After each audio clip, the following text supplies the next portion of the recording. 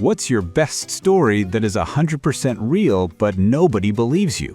Part 1. Was walking home when I was 16 and a car pulled up behind me. Inside were 4 guys in balaclavas and a gun pointing out the window. The gun went click. So I fucking bombed it over a hedge and ran like hell to the sound of some guy yelling, "Wait, we're not going to harm you." Edit. Since so many people are asking, not likely a prank. Nope. Friendly neighborhood terrorists. Either the IRA or UVF. Probably the IRA. Why won't anyone give us directions to the shooting range? Jesus Christ, will nobody tell us where to buy ammo? We're fucking showing them the gun is empty and they just run off? This is fucking rude, man. So this one time, me and my mates were hanging out with not much to do, so we thought we should kidnap some dude for a laugh. We were all high at the time, should I add. So we get my mate's car and start driving around looking for someone to pretend kidnap. We had a cap gun with us for added effect. We then see this kid around 16 years old walking along the street. I shout to my mate driving to pull over and we stop. Roll down the windows. Yes, roll them down. My mate fires the cap gun and the kid sprints away. So I shout out after him, "Wait, we're not gonna harm you." We tried to find someone else to kidnap, but in the end, gave up. On the way to visit a friend, my husband and I got lost on a highway in Pennsylvania. By some weird chance, my husband's friend drives past us in the opposite direction. We see him and turn around to catch up to him.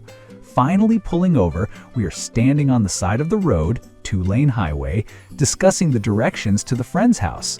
Surrounding us are farms with corn and other various crops. Out of nowhere, a duck appears on the opposite side of the road. He is looking at us curiously while we are talking. We watch him look both ways and waddle across the road to where we are standing. Cars are honking at him as they attempt to drive past. He gets over to my husband, pecks at his shoe once, and then promptly walks back across the street, dodging cars traveling at highway speed.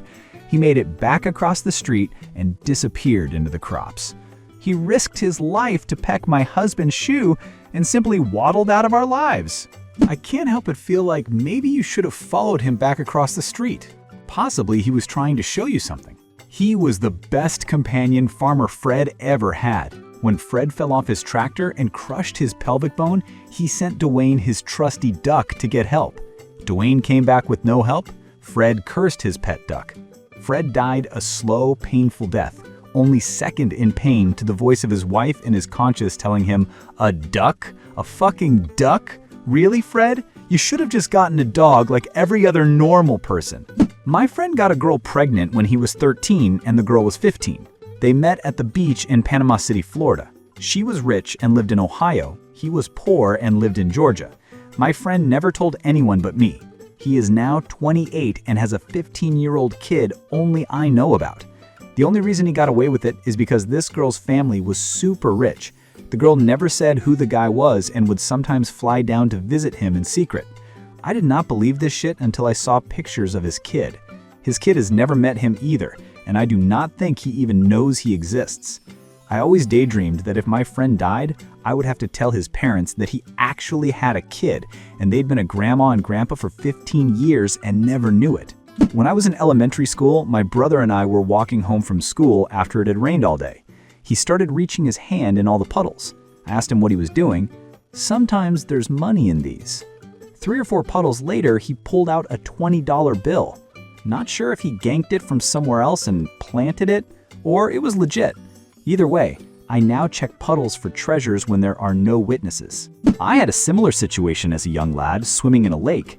I spied something small trapped under a rock in the water, pulled out a $20 note. I was chuffed, to put it lightly. When I was 15 years old, I was in my kitchen, home alone, cutting a pineapple. There was a fly that was buzzing around my face for the past 2 minutes, and it was getting really fucking annoying. So, just for the heck of it, out of pure blind rage, I grabbed my knife and swung it at the fly in midair. I sliced the fly in half. Sliced it in fucking half. After I did that, I immediately realized no one would ever believe me. How good are you with a sword? See that fly?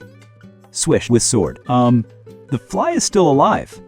But that fly will never have sex again.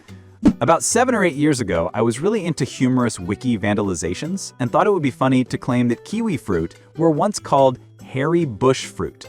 I modified the page on kiwi fruit to say so. I cut and paste some random Chinese characters from elsewhere in the article and put this in. Hairy bush fruit. I have no fucking idea how to read this. Since then, it has been repeated all over the place and currently returns 61,000 hits on Google. It has been printed in The Guardian, which means it is now a 100% verifiable fact and will quite likely never be removed from the offending article. It is a kind of scary implication. The Guardian journalist that wrote that article should have noted that Wikipedia was used as reference, but didn't. There could quite easily be other circular references like this, where a journal repeats something incorrect, lifted from Wikipedia, and publishes it, which then means the incorrect fact can be referenced in the press. What the fuck, why did I almost try Googling hairy bush fruit at work? A boy in my high school was into supernatural stuff, and he claimed he had somehow seen me in my bedroom. He described in detail what I was wearing. Everyone thought that I was in on it. I wasn't. The next morning, I found ladder marks below my window. How I ended up with my dog. I was on my way to the bus when I saw this dog calmly walking about. He approached me, I petted him a bit, and went on my way. For some reason, he kept on following me. There were other people around us, but he kept on walking behind me. The bus station is by a busy street. I hoped to shake him off by the time I got there, but no. I wasn't sure what would happen if I got on the bus. Would he run after it? Would he hop on the bus? The stop I intended to hop off on is another heavily trafficked place.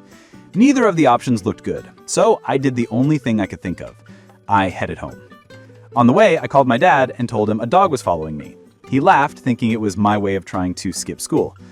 He went along with it though, promising to drive us to the nearby dog shelter. Imagine his surprise when I come home with the dog. So we drive to the dog shelter where we have to turn him in. A week or so later, we get a call saying that no one had claimed the dog or reported him missing. My dad wanted a dog, different breed though, but seeing as this fellow had followed me around, he figured, welp, this is the dog. And that, kids, is how I met my dog. This is him. He's stunning. Wow, your dog is absolutely gorgeous. It really is hard to believe that a beautiful dog like that was just roaming around the streets and decided to follow you home. I was in Sao Paulo, Brazil, on a business trip. The night before departure, I wanted a drink, but the lounge of the hotel was closed for a private party. I didn't want to go out of the building alone at that time, so I started talking to one of the private guards. Then this lady came closer and asked if there was problems. I explained I was hoping to get a drink, but didn't want to bother. She started talking in a very good English. I can speak enough Portuguese to get by, but I'm definitely not fluent. She asked me if I wanted to join her upstairs for a drink, and she brought me to her room. We spent 30 minutes banging on every possible surface until she told me she had to go back to the lounge. I asked her why the hurry, and she told me she was the mother of the bride. I felt like in a MasterCard advert. This guy wins. Suit, $300. Briefcase, $70. Plane tickets, $175. Banging the bride's mother, priceless. Edit, I'm sorry, I don't know how much plane tickets cost. Another one. I was watching a minor league game and asked Deion Sanders for a hello. That was it. He waved me off, and I was 7. And somehow, what a prima donna came out of my mouth. The look on his face when he stared at me was priceless. Fast forward, and he is ending his career with Dallas, and I'm waiting for a flight out. He has a huge posse holding up the line, so I yell, "What prima donna is holding up the damn line?" His posse parts, and he looks at me, and then a hint of recognition hits his face, and he goes back to talking to the ticket lady with a quizzical look on his face. I once was walking and listening to music when I found a $20 bill on the ground. The song that was playing was Money for Nothing. Did you get any chicks for free too? I always thought it said chicks for free. I feel a little silly now. If you watched until the end, then you were probably as interested as I was in reading these stories. So I decided to launch a whole series of videos from similar threads about unreal real stories. So thank you very, very much for watching, friends. Write about your similar stories in the comments. I will be very interested to read them.